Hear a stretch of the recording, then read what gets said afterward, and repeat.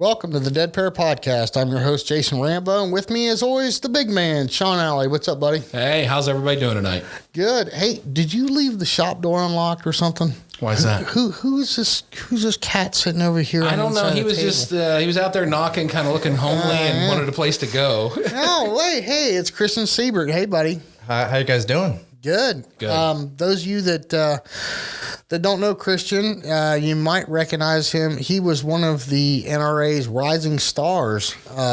Congratulations on that article. That was pretty cool. Thank you very much. Yeah, it was a good experience. First time ever being interviewed for an article. And you made two-time all-region? No, so I'm the two-time junior state champ, and then in 2019 or 2020, I was the all-region team junior champ for the Northeast region. Right, and you went from E to Masters in 1 year. Correct. That's just crazy. Don't you just hate young eyes and reflexes? Yeah, I don't have the words right now, so we're just gonna move on. So, Christian, you're going to school at OSU, and you're majoring in finance. Is that correct? That's correct. OH. IO. There you go. Gee, many Christmas. Here we go with the football stuff.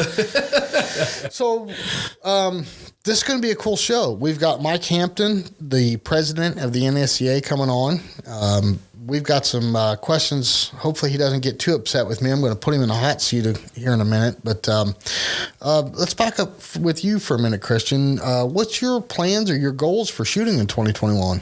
Yeah, so that's a good question. I was actually just talking with my coach, Bill Elliott, who friend of the show, been on in the previous episode. About, yes. Yep. Yeah, about, goals and setting goals for the coming year. And, I think the easy answer is, I want to be Ohio State champ, or I want to be Ohio State junior champ. But, he was telling me, when you set a goal like that, you kind of set yourself up for disappointment, because like you go all year preparing for one shoot, but you never know what could happen before that shoot. You might, like Bill said, you don't sleep the night before, how important sleep is. Something could happen with your family or something where it just throws you off for that one shoot. Oh, yeah. So I think I'm going to try to orient my goals a little bit more, whole year or annual goal. So my goal personally is to have my my average be above an 85 this year in terms of percentage broken. So that's a good goal. And then obviously I'd love to be Ohio State champ and definitely Ohio State junior champ, but those are kind of accessory goals. And I just want to really build my pre-shot routine and make a consistent mental game strides this year. Yeah, well, we wish you the very best in that, accomplishing those goals this year. Well, Thank you. If I can be a critic, and I can do this because Bill and I have talked about this, right? You're like a light switch. The days you're on, it's like nobody can touch you. I mean, you're like maybe dropping one or two targets in a whole round. And the days you're off, an E-class guy is just walking up your back. But it's... Such is sporting plays. You're right. But, that's the one thing I would say that an outsider looking in, a guy that's shot side by side with you is... when you're good, your good days are good and your bad days are bad, But I think if you can work on that consistency a little bit, like you're talking about, and there's no better coach in the world than Bill. I mean, don't listen to anything I'm saying. But no, I think that's the only thing you're lacking. I think you could be right there. I really do.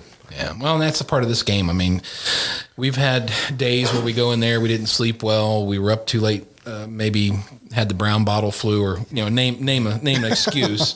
But almost every time we leave a tournament, it's like, man, I could have shot a little better, a couple more birds, it's just the nature of the game. But that's what pushes you, I think, competitively to get better and to make your game better and to move up the ranks and hopefully exceed where you want to exceed. Right. Yeah.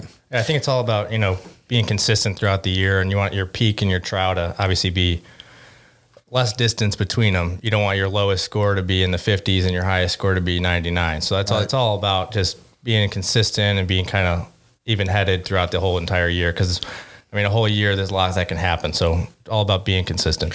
Yeah. And that was funny because Sean and I just shot at Eagles Nest, Dan Bailey's place, last weekend. He just had a little, a fun shoot. It was a non-registered shoot, but Dan could set some targets. Sean went the first 7 stations, only dropped one target. And then he fell apart. The funny part about this is I struggled the first 7 stations, and then I think I ran the last, it was a 15-station course. I think I ran the last 6 or 7 stations and never dropped a target. Everybody's And it was, different. Right. You know, and we ended up one target apart. But it's funny. I beat him, by the way, just so you know, just by one bird, but I still beat him. Yeah, bring it it was score your own, so we know what happened there. Okay. Hey, no. No, actually, our score, because we shot with Sam LaCroix. me and JD shot with Sam LaCroix, and his dad Tim was along. He pulled the targets. He scored. So it's as official as it's going to get. As a licensed FETASC referee, if you can't believe Tim, then you got a problem. It's an independent third party. There you go. It's verified. Verified and stamped. It's done. Right. There it is. Exactly. Oh, Jiminy Chris. See, this is what I love about the sport. We beat each other up over one clay target. Yep. But no, Christian shot with us at the night shoot, and then I've shot, well, heck, several tournaments through 2020. In fact, I think the first time we shot together was in the fall of 19. Yeah, fall or one of the last tournaments at Hillendale last year. Yeah. But it's always a pleasure having you on the squad, and I'm glad you were able to take a few minutes out from school and stop in and talk with us. Yeah, of course. Thank you guys for having me. Yeah, well, we had Bill on not too long ago. I got a quick question for you just to kind of follow up some of the stuff we were talking with Bill. It's wintertime here in Ohio. It's nasty. Obviously you're not getting out as much as you usually do. What's kind of your wintertime routine as far as practice and, what kind of things do you work on in the off season before you get started for the new year? Yeah, that's a good question. I'd love to say that I mount my gun every night at home and every weekend I get out and shoot, but it's really hard with school. So Sure. Obviously school is my number one priority at this time. So sometimes it'll be a month between shooting sessions or 2 months even, just depending on my schedule. But every time I do get to shoot, I really try to focus on the fundamentals and really make sure I'm practicing efficiently because I don't get to shoot often. Because, it's great if I could shoot 600 rounds a week or 600 targets a week and really hammer home everything I want to work on. But it's all about, like I said, just when I do get to practice, make the most out of it. And I don't just go shoot for fun. I gotta kind of put my nose to the grindstone and really grind it out. Gotcha. Yeah, be careful there because the microphone's in front of you, the record button is lit, and Bill is listening. Right. Oh, he knows. Yeah. He knows. But it's funny because Bill asked me like what I was doing this week. Again, I'm shooting another tournament this weekend at Dan's place, a FETASC, and he asked me what I'm doing to practice, and of course, work and life and everything else is in the way. So my wife thinks I'm crazy. I've actually been suiting up full on, shooting jacket, clothes, everything else, and practicing my FETASC mount. Because traditionally I am a high gun shooter. So I've been working on that quite a bit, and I hope Gebbin's listening, trying to make him proud. My balance board came in. I've been working on that, and oh boy. Yeah? Wow, I've got a lot of work to do. I look like an ape with a grape. So, yeah, it's, but you know what, though, I honestly can say I could see the benefits in that. And that's awesome. I'm glad we were able to have Gavin on and talk about some different ways of training and stuff. And that's something I would have never dreamed of. Right. A balance board, really, for shooting sporting clays. But I can see the benefits of it. I really can. And I've been doing it every night for the last week. And Can we get any photos or videos of that? I want to see that. Right. yeah, my wife submitted something to, what is it called? AFS, America's Funniest Home Videos or whatever. So Trying to win a little bit of money. yeah, but no, I'm a long ways off from mounting the gun while standing on the board. I'm not going to put a $12,000 gun in my hand while standing on that balance board. Not yet, but it's coming. And I can, like I said, I could see the benefits of it. It's stuff like that we can do in the house. It's amazing how much you can accomplish being in the house without dropping shells in the gun, what you can learn, what you can do to improve your game. And unfortunately, up here in the Northeast, that's just what we have to do. Right. Yep. So Yeah, you can get a lot done without having to actually go out in the elements and spend money on shooting, like you said, doing the balance board or doing the mirror technique like Bill had mentioned. There's a lot of stuff you could do at home. For sure. Well, we're going to get to Mike here in just a minute. I want everybody, please don't just turn this podcast off when we're done with Mike, because we're going to be announcing the winners of the NSCA giveaway, and we have possibly a little special surprise. Yes. So everybody, stay tuned. We're gonna wrap up here in a minute after we get done with Mike. But Sean, I think he's ready for us to call him. Yep. Let's give him a buzz. All right, fantastic. All right. Well, we were fortunate enough to catch up with Mr. Mike Hampton. Mike, how are you doing, sir? Very good. How's your day going, Mike? This is Sean Alley and Jason Rambo. We've got Christian Seibert sitting in here with the Dead Pair podcast tonight. Trying to educate new shooters, and I know if you would, you're probably the best guy to talk about this. Can you tell us a little bit about the NSCA and the purpose of the organization? Well, yes. Well, I appreciate you guys having me on. I appreciate what you guys are doing for the NSCA and the Clay Target Games. A little bit about the NSCA is it was started in the late 80s, and it was to simulate hunting. You know, everybody's got an opportunity to go out bird hunting or rabbit hunting or hunting, but to be able to train for that, sporting clays in the Clay Target Game came from the English from England. They had been doing it a lot longer than we have, and we kind of inherited that game over here. And back in the late 80s, the National Skeet Shooting Association down here in San Antonio, Texas, had an opportunity to get the game started. There was a few other organizations in the United States that were promoting sporting clays, but they were run different ways, had different philosophies and different, some was run as a business, and we were wanting to run it as a nonprofit association to promote memberships and promote for our clubs an opportunity to get more shooters out shooting. Gotcha. And basically it was to simulate the hunting, and it always got the nickname Golf with a Shotgun, and and it's been growing ever since. Yeah, I still use that analogy all the time. Mike, before we get too deep into NSCA, can you give us a little bit of your background? I mean, tell us everything from how you got started in this to what do you like to do in your spare time? Do you still go out and bust a few birds now and then? Yes, I do. I enjoy it. Well, I've been here for 28 years. Down here at headquarters in San Antonio, and I have grown up in the clay target world. My dad is a past world champion in trap shooting doubles. He was also the former executive director here for 15 years. I was born and raised on a trap shooting facility in Southern Illinois. My dad and mom ran that facility as a small mom and pop club with 7 fields, and they sold that, and he opened up a sporting goods store in East Alton, right over by Winchester Ammunition, and he was a big dealer for ammunition and firearms. And after running that for 4 or 5 years, he had an opportunity to run Gateway Gun Club over in St. Louis, Missouri, and he grew that facility, built an indoor rifle and pistol range there, and ran that for many years, and trap skeet, and at that time they just did little fun shoots, and a rifle pistol range. And along came Hal DuPont, and from DuPont K-Guns, as some of the people might know in the clay shooting world. He hired my father to come down here and become executive director, and I came down here and followed with him. After I graduated from college, he gave me 2 weeks to get down here, and I've been here ever since. My enjoyment is obviously I enjoy shooting. To be honest with you, I'm more of a recreational shooter than a competitive shooter. I'd prefer competing against my buddies than trying to win a state championship or a world championship.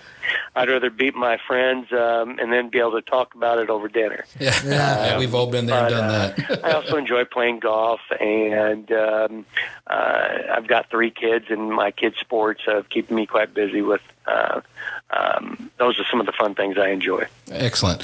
Well, just what you said right there. Okay, so I used to be a recreational shooter. Jason used to be a recreational shooter. I assume, Christian, you were probably a recreational shooter as well. Why do you think it is that most people would want to start, would want to join the NSCA, start shooting registered targets, and what kind of benefits do they get, to go into this path and go down this road? Well, I think that's the biggest thing that the NSCA, and along with the National Skeet Shooting Association, both sports are for the people that, there's a lot of people that like competition, like to be competitive. It's taking it to that next level to shoot registered targets. But the biggest thing and the best thing about the organization is you don't have to be competitive to be a member. You can just enjoy it. The magazine and the benefits of getting the magazine, being able to be a part of a like members club, supporting an organization that does your sport, that has created rules and a set that be able to follow by, and it helps the gun clubs. The association uses these funds to get new shooters involved in youth shooting. So a lot of the people, there is millions of recreational shooters, but there's just under 30,000 competitive shooters. And we see that in all sports. You think about how many people are in the PGA compared to people that play golf. It drives itself to the NSSA and the NSCA is driven for the competitive people for their registered events. But you don't have to be the best of the best to be a member. You don't have to be the best of the best to compete. That's why we have our classes and concurrence. That gives us an opportunity to get all ability levels, all age groups, whether you're a man or a woman, with our women concurrent. So the NSCA lends itself well to all levels of ability and all levels of competitiveness. And that's why we see a lot of people joining and being a part of it and having a good time. Excellent. Christian, do you have a question for Mike? Yeah. So, Mr. Hampton, I know like one of the big things that's a nice thing about the NSCA is the different concurrence. So, veteran or a super veteran can compete against a 13-year-old kid or a woman who maybe is not as experienced with the sport. So could you just explain a little bit and kind of the idea behind the concurrence and how someone who's new to the sport can still win in their concurrent, but not necessarily compete against, some of the masterclass shooters? Yeah, I think that we at the NSCA have developed a class and a concurrent system to help people of all ability and all age levels. Just like you said, we have a sub-junior, we have a junior, we have ladies, we have vet, super vet, senior super vet, and a brand new one for this year for 2021 is a legacy, which is for 80 plus and older years of age. This game has got people from all ages, and the concurrents give that ability for people to compete against people of their own age. Well, let's face it, hand-eye coordination is one of the keys to clay target shooting for any type of shotgun sports, is that hand-eye coordination. And when you try to compare somebody that is 20 compared to somebody that's 75, that there is a different disadvantage of what they can see, of what their reflexes are like, eyesight, and that's just how it is. That's just human nature. And we have created these concurrents to allow people ladies are competing against the ladies in a concurrent. So whether or not you didn't do well in your class or you didn't do well overall, you have the ladies that are competing against ladies. You have everybody that's under the age of 18 competing as a sub-junior, 18 to 21 as our, 16 to 21 is our juniors. And then we have our veterans. So it helps break them down into age groups, which allows more people the opportunity to win and people to be able to compete against people of their same ability level because of their age. And like I said, it doesn't mean, I guarantee you that we've got some vets out there and some super vets that could show up to any shooter in the country and win that event because they're that good a shot. But there's also, depending on where you're at, it allows that to spread out the prizes and the awards. Right. We're all chomping at the bit here. We've got all kinds of great questions for you, but to back up just for a sec. So the new guy coming in, he now starts off in D class. I know the year that Sean and I started competing, I believe it was 2017, we started in E, but that rule has changed, and now everybody's starting in D. Can you elaborate a little bit on what the decision was behind doing that? Yeah, well, originally it was D class, and probably 7, 8 years back we moved it to E, and we found out what was happening is when we started everybody off in E class, some areas of the country do not have the volume of shooters that come and attend events in enough classes. So we were having people that would get stuck in some classes due to the amount of participation. And there is definitely a new shooter that we also followed along with the scores and looking at the scores and saw that there's a lot of people that shoot recreationally and have for 10 years and then all of a sudden join the NSCA. There's also people that have just started shooting that year and joined the NSCA. Well, that guy that's been shooting for 10 years has got an ability level normally better than the guy that's brand new that's never really done it before, and they're both brand new shooters. They're both new members. Right. So what we found out that is when we put them into E, a lot of people got kind of stuck in there. People won their way out, but it allowed us if we went back to putting them in D, after shooting 300 targets, you can petition the NSCA to review you, and we can move you down to E class.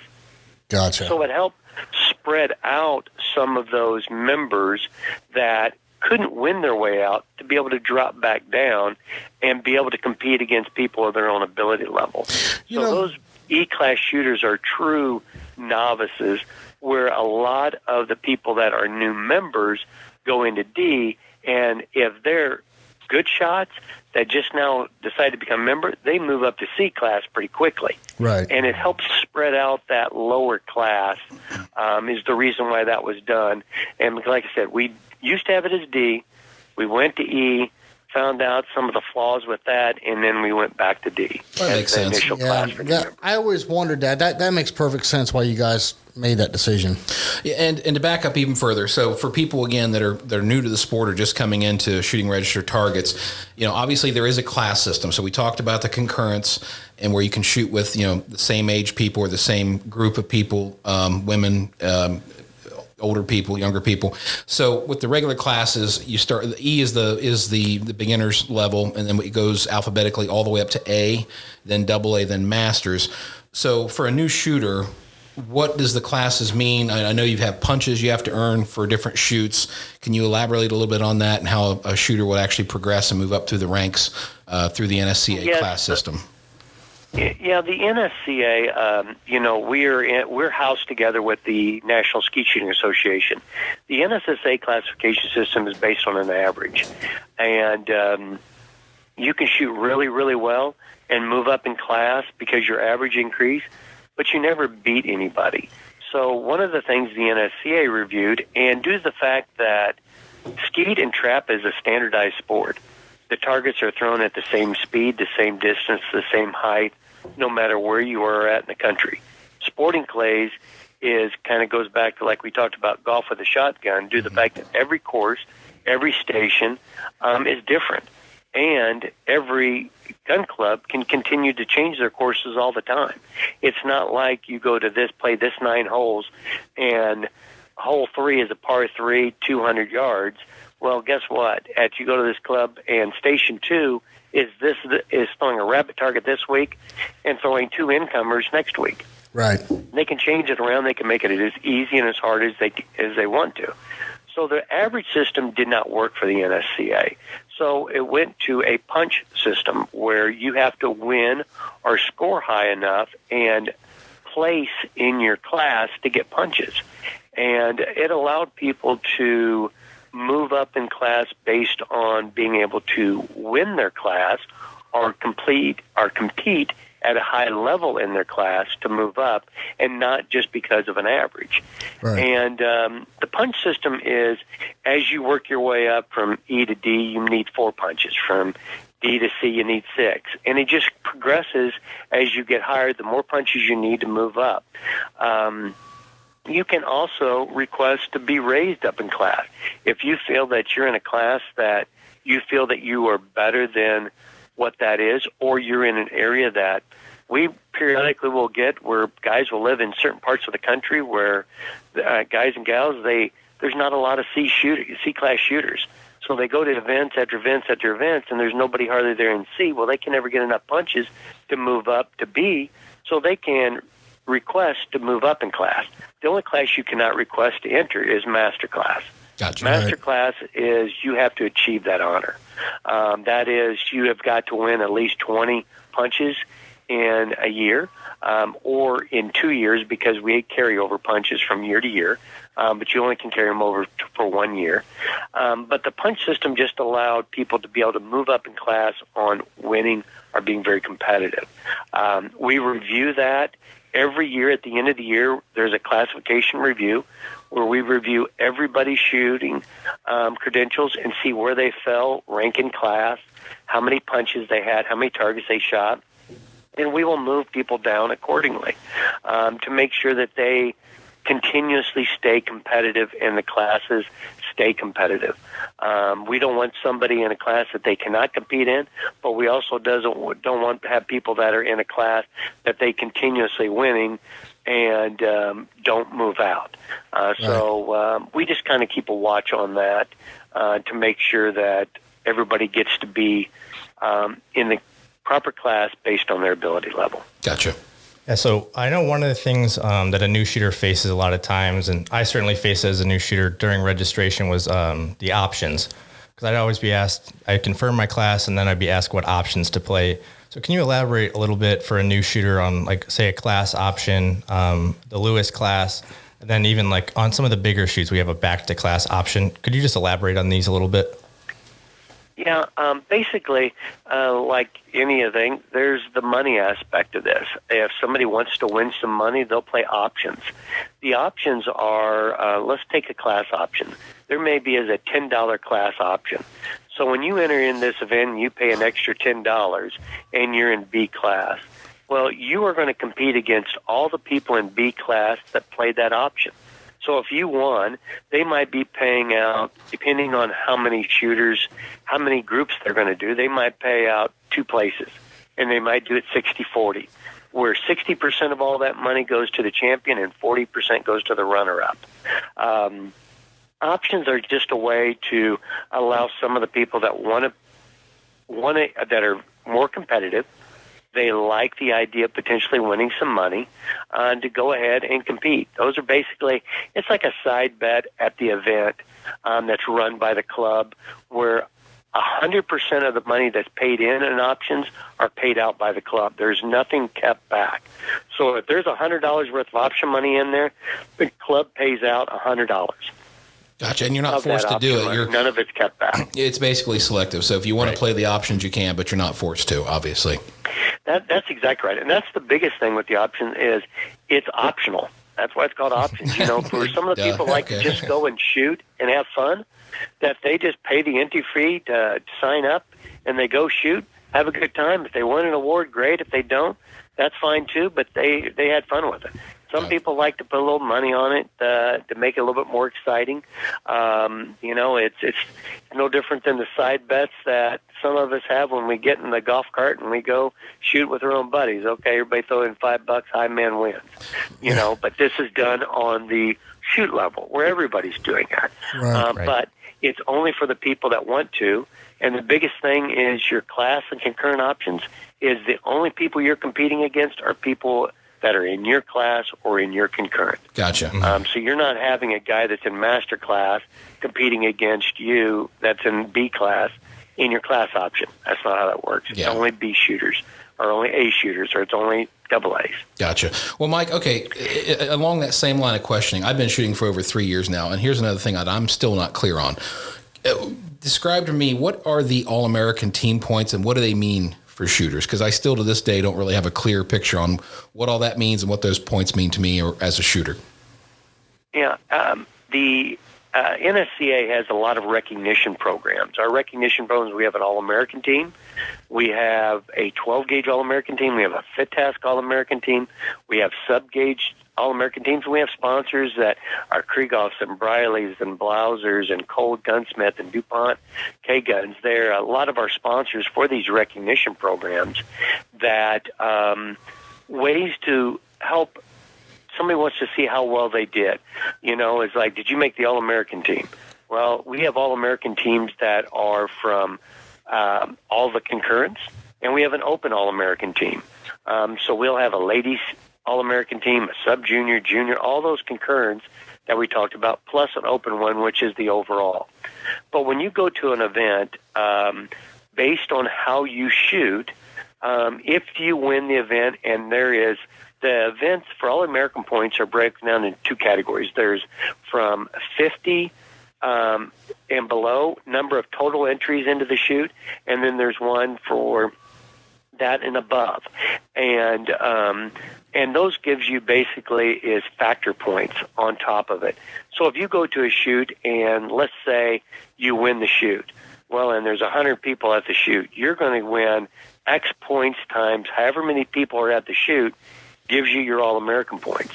We have a points race that's updated on a it's bi-monthly, twice a month, that they are updated on our website to where you can see how you're competing against everybody else, whether it's in your concurrent or in open. And you accumulate points all year long.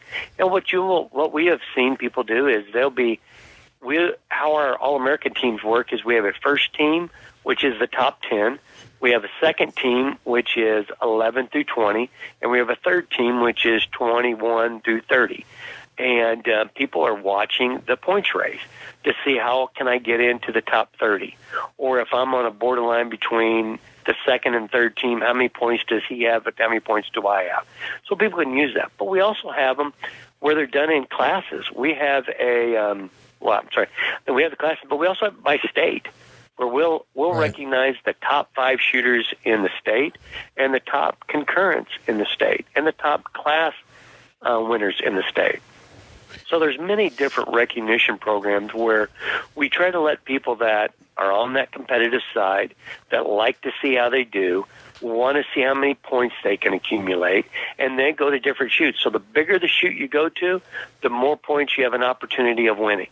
And, the national championship, which is held here in San Antonio annually at the end of October, is the biggest one. We'll have almost 2,000 competitors in the main event, and those will have the biggest points. Then it goes down to our U.S. Open, then our regionals, then our state shoots. But every shoot has opportunity to win All-American points, whether it's your small local shoot all the way up to the national championship. Right. And people accumulate those points. So like our state shoot, our state teams, we look at how many state points you got for shooting within your state. So if you're not competing in your state, for the guy that says, you know what, I'm never going to be the top of the top. I'm never going to be a world championship or a national championship, which is great. There's not very many of them that's going to happen that way. But I want to compete in my local state. I want to see, can I be the top veteran? Can I be the top sub-junior? Can I make the open team in my state? Those are opportunities that the All-American point system gives you. Gotcha. Well, Mike, that leads into my next question. Are you ready for this, Mike? I'm about to put you in the hot seat here. Alrighty. One of the biggest topics of discussion amongst competitors is Masters Class. I know that Sean and I have a couple of friends that recently made Masters Class, and on a local level, they're that good.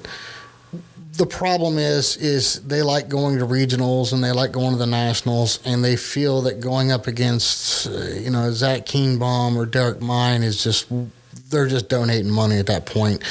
There's been a lot of talk about pro classes and lots of other great ideas that would make competition a little bit more fair as a competitor reaches the top.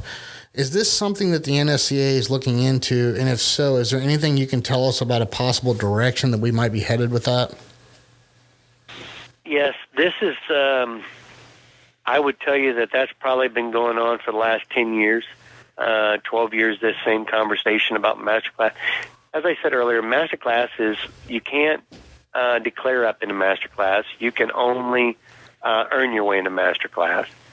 I will tell you that at the end of the year, we have classification review, and we reduce the MasterClass every year.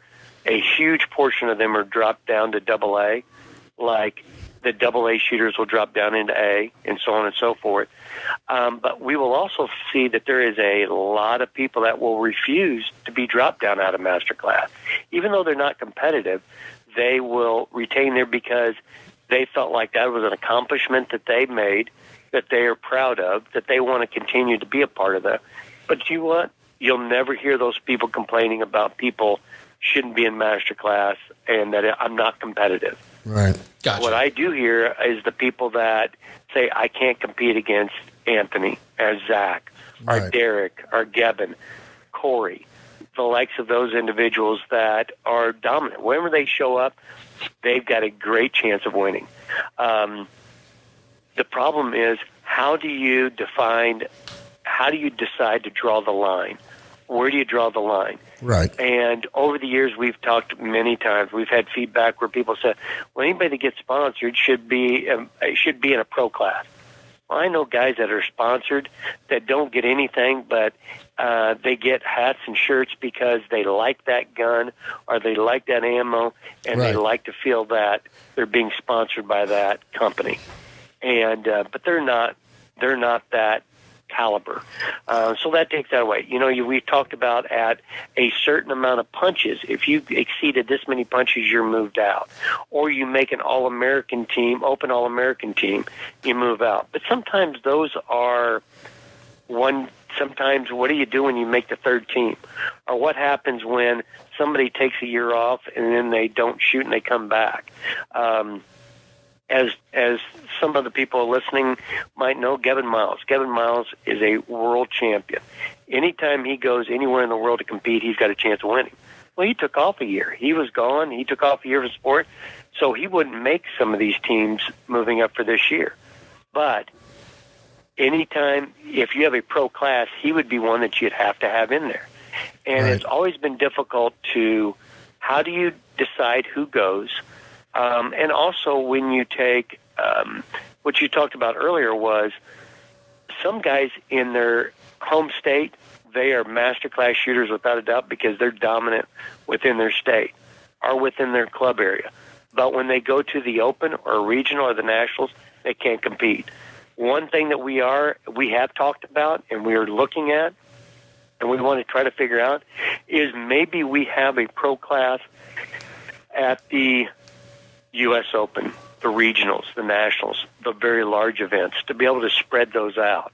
Now, I will tell you that if you talk to some of the top shooters, some of them are concerned about that because if they are there and they're sponsoring, they're looking for some points or they're looking to win their class and that kind of stuff because they might not be champion, but you take them out of their class when they play class options, now you've taken money out of their pocket, Right. potentially. Right. And because there's not going to be, instead of there being at this shoot that there is 100 masterclass shooters, now there's 60 masterclass shooters and 40 pros. Well, now everything is being cut down. It does also put a burden on the club because now the club's got to come up with more awards and more prizes. That is above and beyond. Right. And so some of these things have been what has slowed this down to be able to figure this out. Unfortunately, we are not the PGA or Bass Fishing where we've got enough industry sponsors and outside the industry sponsors that have deep pockets to be able to underwrite those programs, to be able to put that money in there to help offset that. But, that's still a goal. I would love to figure out a way to make that work. I know our boards would love to have a way to get that figured out because this is always one of our questions. Well, that was one of the biggest questions right. that we get asked yearly. That was one of the things, you were going back to prize money and stuff like that. We had discussed on our show previously is, like a big title sponsor. If you look at NASCAR, they got Monster Energy and on and on and on. Without beating up the energy drink companies, but somebody big like that could sponsor the whole series, like the U.S. Open, the regionals, and the national, that would definitely open up the door to more possibilities for these types of changes. Am I correct in saying that? Oh, without a doubt. And with that is the problem we have that we've got to overcome is the amount of people being exposed to it. You get on TV, you open up other doors. Problem is getting on TV. NASCAR. I mean, look at what they've done with bass fishing on TV and that kind of stuff. But they've also got cameras everywhere, and it's a huge underwriting expense to make those things happen. And it's been tried a few times with the shooting on the TV of our game. Technology is continuing to get better to be able to capture that, and that's something we never, ever want to give up on. We just have to figure out how to make it work, what will make it work, because to get that outside the industry, the Monster Energy, the drink companies, the big car companies, insurance companies, the guys with the deep pockets, you got to give them enough exposure. You got to get them on TV. You got to get them to where they're going to get all these millions of recreational people to see them. That will help. That changes the game. That will help underwrite it. We have tried multiple times within the association that were Pro Tour, Pro-Am Tours, Pro Clays, the PSCA, being a part of all kinds of these different things. And unfortunately, nothing has clicked enough yet to get us over that hump, but it's not going to be, we're not going to stop trying. But I do think even without that, we still have to figure out this classification of the pro, the master class shooters, how we do that, how can we make that work, how can we make that function, and because it's not really an issue at most state shoots. It's definitely not an issue at all the smaller shoots. It really only comes into play at our regionals, the U.S. Open, the national championship, Right. because when you start talking about the New Mexico State shoot, the masterclass shooters that are there need to be masterclass shooters, because some of those guys are going to tell you that I don't want them going down to AA. They're too good. They're going to win because those guys are in that state, in that area. They're the best there's the best of the best. It just changes when we start going into the national level and bringing in those other 20 or 30 guys, 40 guys, depending on how many you look at, that can win and will win most of the time. Right. And you take out those 40 guys, I guarantee you, if I put the top 40 guys, they will tell you that top 25% are the ones that they say, I can't compete against that guy. That's all he does. Right. He makes a living doing this.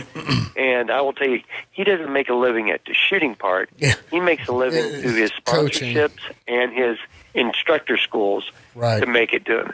Because Gotcha. the money in the game is not there to make a living. No. Right. Well, Mike, something you said earlier, when we formed the Dead Pair podcast, one of our goals was to try to bring information to new shooters, try to attract new shooters into sporting clays. And, obviously we see a lot of influx of youth shooters and women shooters into the sport now. And we see a lot more of that than we used to. But, as far as attracting new shooters to the sport, it seems to be kind of relegated to people or family or friends that are already shooting. And that's kind of what is bringing in new shooters into sporting clays. In your opinion, what are some of the other things we could do to try to get the message out? I mean, I think sporting clays is a fantastic thing to do. We really enjoy it. Jason and I both, for the last 3 or 4 years, we've been doing it. We love it, and that's why we're doing this. So if we need to get the message out to people that really aren't familiar with shooting, in your mind, what is some of the best avenues to go through? What are some of the best other options that we might have to try to bring this message to people that aren't familiar already with the sport? Well, I think our biggest opportunity in the shooting sports is the continual growth of the corporate and charity events. People will support causes. The National Shooting Complex here, which is headquarters for the NSCA, we have 33 to 35 events a year that are charity events and corporate events. These are shooters that want to support a cause, whether it's Kids and Clays, cancer therapy, the police department, the Air Conditioning Association for scholarships, the rodeo. whatever that cause is, that brings people to support. They do that for golf, that they're not necessarily great golfers or somebody that just will hack around at golf. It does it for a variety of different things to get people involved and get people engaged on a level that they think, well, get them out there. After you get them out there to the club, if the club or members at that club can grasp some of those shooters and make sure that they have a good time, they're having a safe, fun, enjoyable time, and show them what it's like to shoot this game, they're hooked. All they got to do is just be shown. Yep. And give them a reason to get to the club, and once they're at the club, the games will sell itself. Absolutely. All they got to be done is treat it right and get people to show them how to have a good time. I agree totally. The biggest thing that we will run people off at clubs is the targets are set for the master class shooters and the best shooters trying to prepare for a tournament. They need to have a few stations at that club to prepare them. But a majority of them needs to be targets where people can hit and have fun.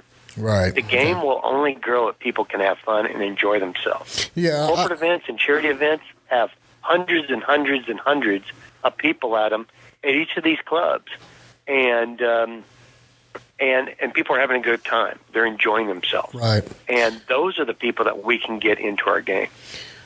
I agree with the targets. There definitely needs to be a variety at all times.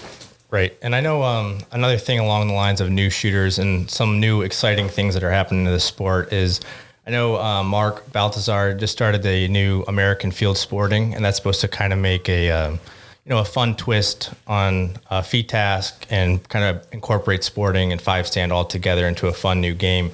Now, do you see this kind of event ever coming to like a stage like nationals where it has so many shooters coming and can expose them all to this new sport? Without a doubt, Mark's American Field Sporting is great. Those are the type of continuous growth of new innovations in new disciplines or new types of things that has helped the NSCA grow to what it is today. When NSCA first got started, it was sporting. Then it added a five stand. Then it added Fit Task, which was really, Fit Task is really, it's our course de chasse, is what we shoot. Fit Task is the organization, the French organization. But then we added sub gauges. Then we've got pump gun and side by side. Then more recently we've added super sporting. So each one of these things has helped get more people out shooting, get more people shooting more targets at the event. It's helped the clubs grow and prosper. It's allowed the shooters to have a great time because people aren't going to come to a state shoot that's only going to throw a 200 bird main event. Right. Sporting. They want to shoot some other stuff. I want to shoot the five stand. I want to shoot Fit Task. I want to shoot the sub gauge course. I want to shoot super sporting. I want to shoot American Field Sporting, and that's what it'll eventually come down to. Is Excellent. all of these new innovations and new ideas help keeping and adding new sparks to the game, which keeps adding new excitement and not sticking with the same stagnant thing that over and over and over. And that's what sporting is so good about is the newness of it, the changes in it. That's why every club needs to make sure they're always changing up their courses and changing it around. Absolutely. So people are shooting in new areas and seeing new things and seeing new targets. And some clubs don't have the ability to change and expand the area, but they do have the ability to change the targets and throw different targets and show variety to their members. That's what will keep people coming out and shooting. And, the biggest thing is, going back to getting these recreational shooters to events is they got to come out and have a good time at that corporate event and charity event. They got to come out and practice at the club and feel comfortable about what they're doing. But they also need somebody to say, hey, come out and shoot with me. Come out and shoot this tournament with me. And show them what it is and that kind of stuff, and have a good time with it. What we don't want to do is try to turn everybody into an All-American right off the bat. Like I said, there's a lot of people that don't have any desire to be an All-American. They don't care one iota about being a world champion. They want to go out and shoot and have fun and beat the guy sitting next to them in the golf cart. Absolutely. Yep. And the NSCA is all about that. We hope everybody comes to the national championship, but we know they're not, or the U.S. Open or the regionals. But that's okay. Stay and shoot it in your local area. Stay and shoot it in your local club. But go out and shoot and have fun and participate and be a member of the NSCA.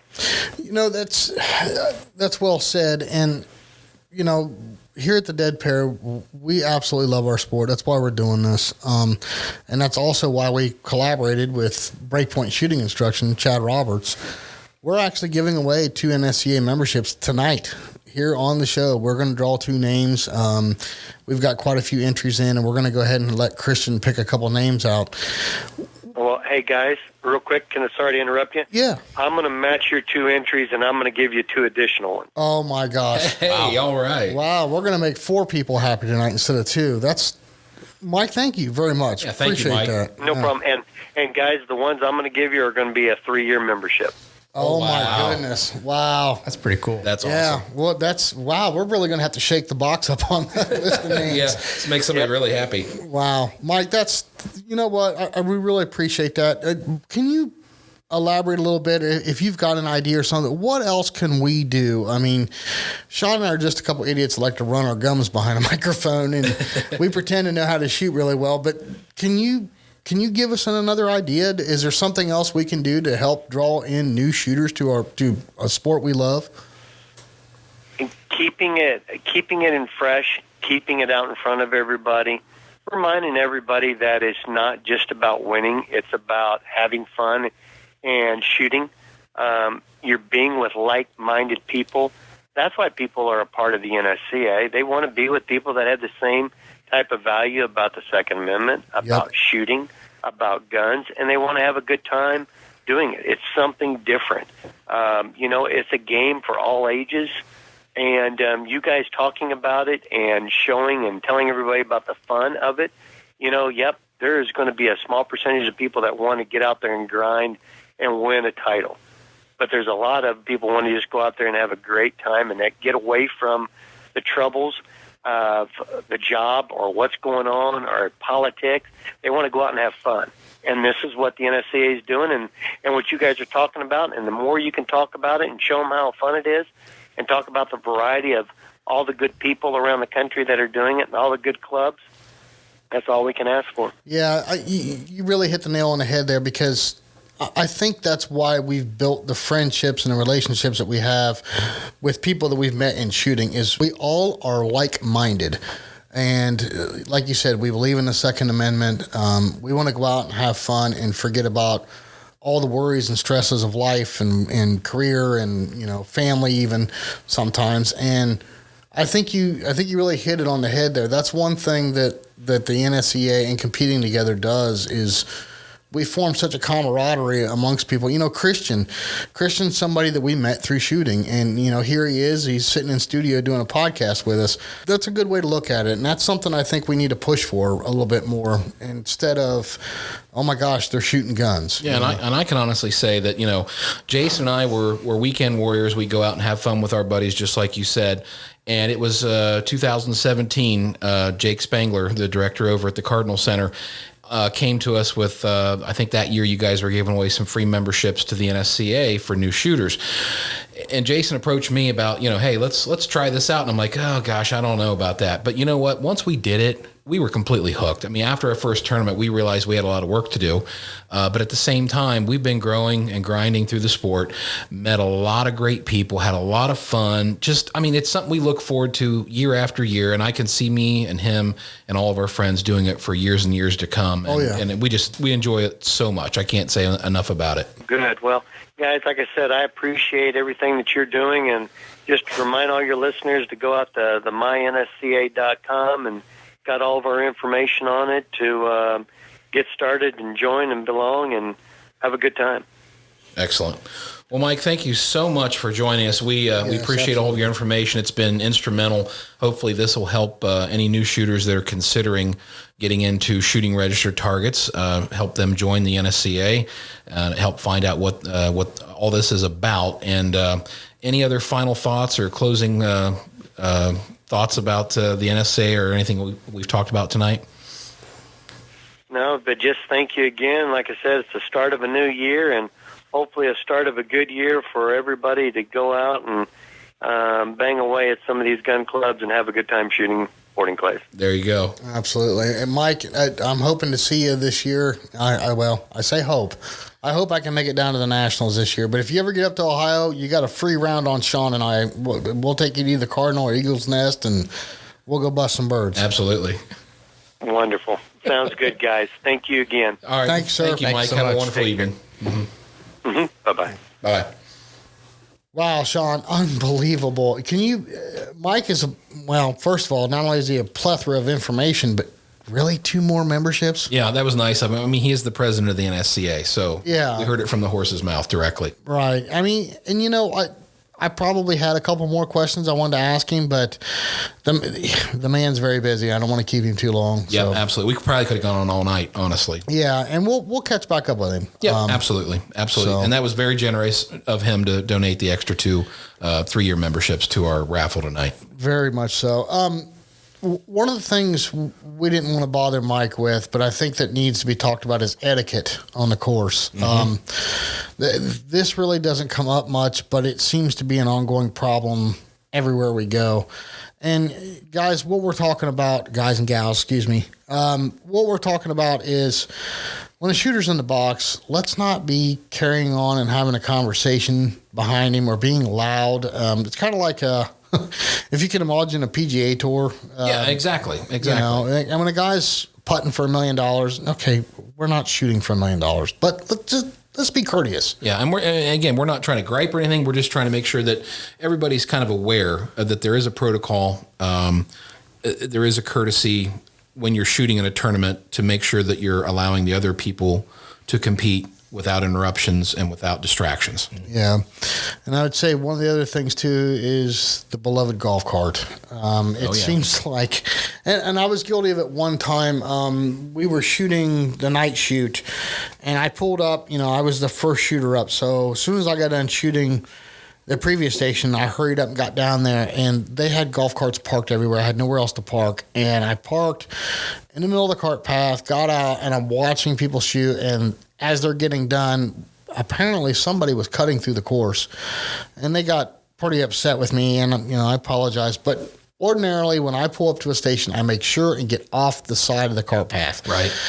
We don't want to pull out in the yard and create ruts for the club to have to fix. But at the same time, don't park in the middle of the cart path. Yeah, and in some clubs, it's really tight. Like, for instance, I know when we shot C4, their path is very tight. There's not a lot of room to begin with. So you really need to do your part to get your cart or buggy off to the side. Make sure that you're not blocking anybody. And then you never know when somebody's trying to rush back. I mean, there's guys that shoot station 15 and they got to run all the way back to station 1. So they're running the whole length of the cart path. You want to make sure that that's left open and that people can travel back and forth easily. I think another thing that I see a lot of that gets me irritated at times, keeping the grounds clean. You guys that shoot the autos, I know it's a little bit of an advantage for us guys that shoot over-unders because we're able to just pull the guns out of the barrels, throw them in the trash can. I know the shells. The shells, sorry, the spent shells, sorry. Yeah, what am I saying? So anyways, the point I'm trying to make is that I know the autos fling the shells, but, when you have 100, 150 guys at a big tournament and they're all, say 25% of them are shooting autos, flinging all kinds of brass and spent shells everywhere. So make sure you pick up your mess after you're done. It's just, and even when you practice, make sure you pick up your shells. I mean, the club can clean it up for you. It's just a courtesy thing. Right. Kristen, is there anything you've seen that is irritating or maybe a little bit of out of ethics?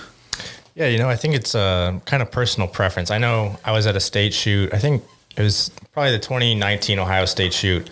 And there was an older gentleman shooting in front of me, and he came over to me and told me that the golf cart behind me was the rudest thing he's ever had because someone left their cart running while he was in the stand. And so I think a lot of times people kind of almost focus too much on what's going on around them when they should be focused on the target. And I completely understand if a golf cart or a Polaris comes whipping by you, it can be a little bit distracting. But sometimes I think people put too much attention on the things going outside around, and then you get a little flustered in the box, and then you start thinking, oh man, that guy's talking about, what he had for lunch behind me. And that's all I can think about now. So it's kind of, I guess you got to kind of police yourself when it comes to it and try to be respectful for other people that are in the box. But, Right. if you are in the box and something does happen, you kind of just have to let it go and not let it get to you. Well, and I've noticed that too is, a lot of people they call them HVAC cabs. Basically, it's heat and air conditioning, full enclosed cabs, and some of these, I call them buggies. They're side-by-sides.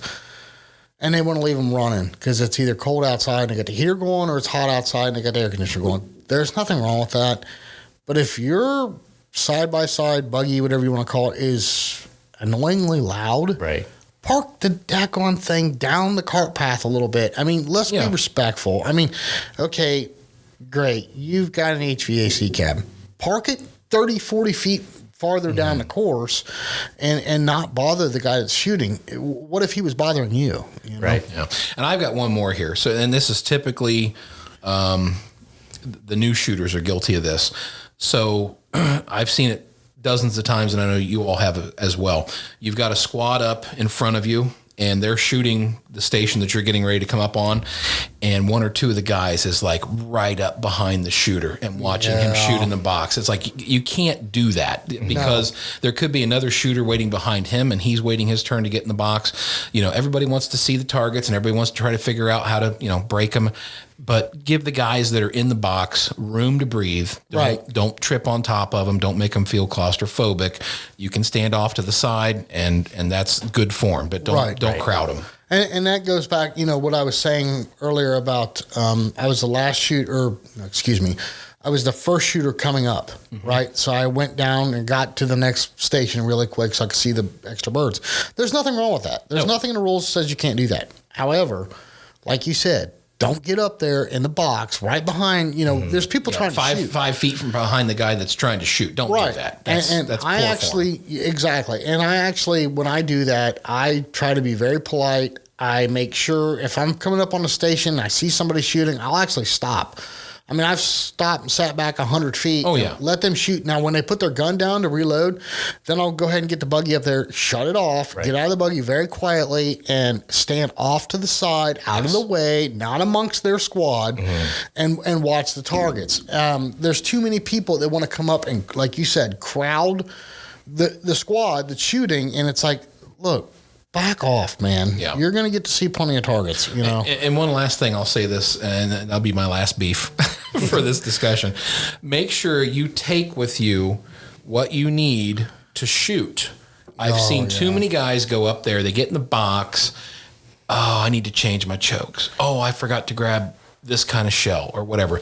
Take it with you, because if on a big tournament where you got 100, 200 guys, I mean, every minute you waste, it's backing everybody else up behind them. So, be courteous, bring what you need into the box.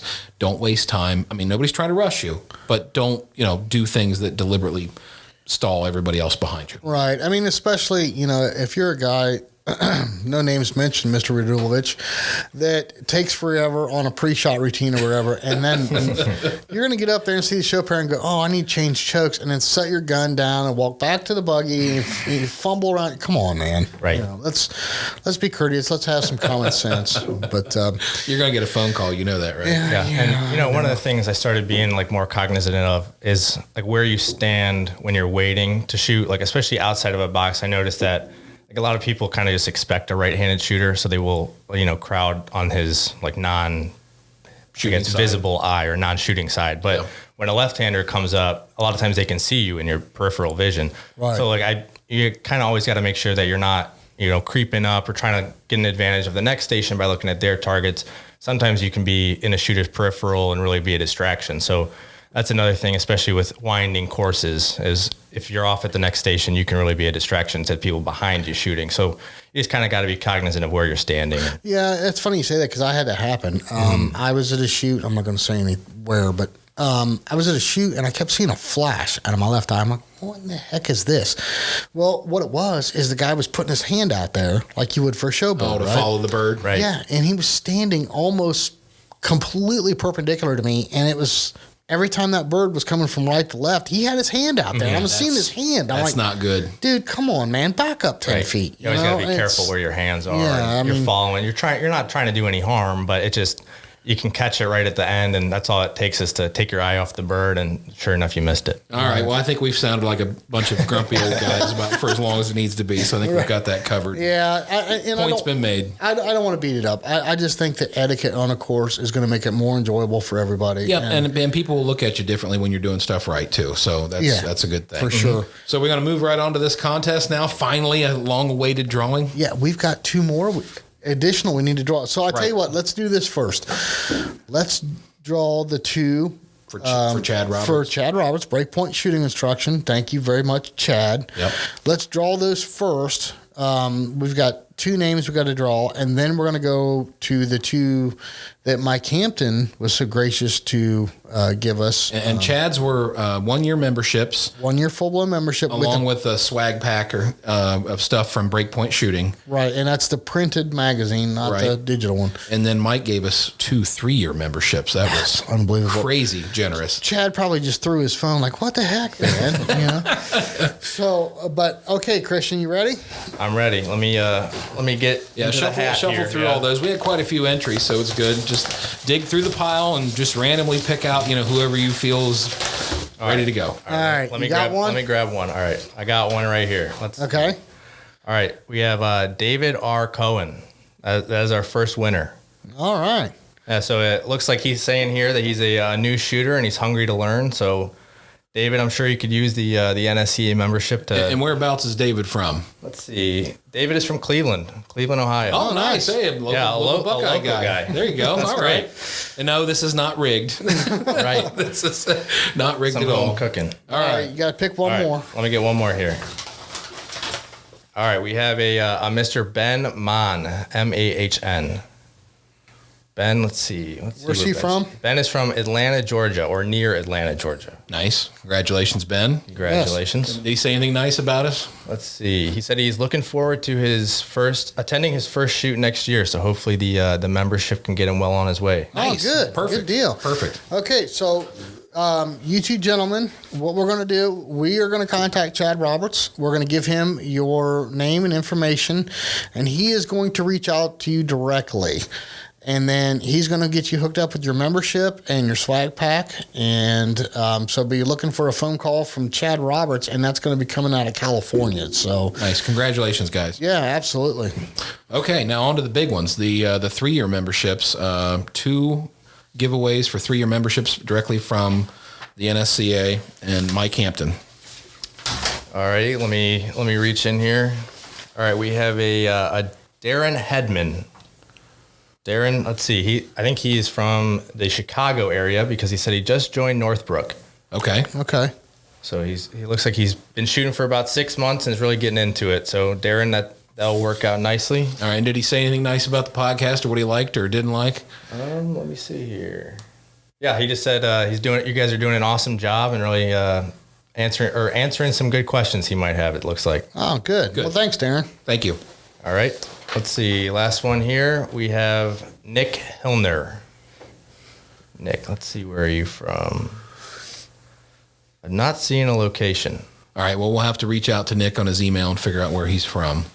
Yeah, but he's saying you guys are doing a great job, and he's primarily a pistol shooter, and I know you guys referred to shotguns as the dark side, so he is making a transition to the dark side, and yeah, should be great for you. Well, awesome. Well, congratulations to all those winners. I mean, hopefully these memberships will come in rather handy for them in the 2021 season. Absolutely. Well, we've got some more cool contests coming up, but I'm not going to spoil anything just got yet. A lot of stuff in the works, so you guys got to stay tuned and listen. Yes, and it's going to be a little bit more value, but you're going to have to put some how do I say that? Some coin in the game. Some skin in the game. Yeah. Skin in the game. Yeah, but it'll be worth it. It'll be worth it. Yeah, absolutely. But hey, listen, everybody, please like us on Facebook and Instagram, and don't be afraid to share the episodes. We really appreciate that.